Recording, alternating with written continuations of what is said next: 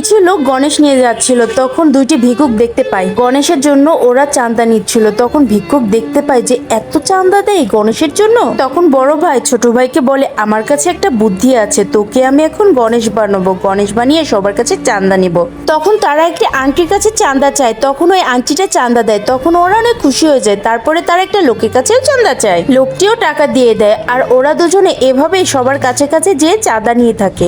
ছোট ভাইটি অনেক খুশি হয়, বলে আমরা অনেক টাকা পেয়েছি। তখন বড় ভাই বলল, কেবল তো শুরু। তখন ওই লোকটি আবার আরেকটা দোকানে যায় চাঁদা নেওয়ার জন্য, কিন্তু লোকটি তাদেরকে চিনে ফেলে। লোকটি বলে, তুই তো কালকে আমার কাছ থেকে 100 টাকা নিয়েছিলি, চলে যা। তারা চলে যায়। আর তাদের এই ইনকামের টাকা দেখে তারা অনেক খুশি হয়। কিছু লোক টাকা ভাগাভাগি করছিল, ওটা দেখে বড় ভাই চুরি করার জন্য দৌড়ে যায়। আর ছোট ভাইয়ের সুর উড়ে গেছিল, সে টাকার বাক্স রেখে সুরের পিছনে দৌড়ায়। তারপরে এই বক্সটার কি হবে যদি জানতে চান, তাহলে তার আগে তুমি যদি এই পাথরটাকে সত্যিকারের ভালোবেসে থাকো, তাহলে ভিডিওটিকে লাইক এবং চ্যানেলটি সাবস্ক্রাইব করে যাবে এবং কমেন্টে এই ইমোজি দিয়ে যাবে। আর যারা লাইক এবং সাবস্ক্রাইব করবে তাদের জন্য আল্লাহ হজ করার তৌফিক দান করে।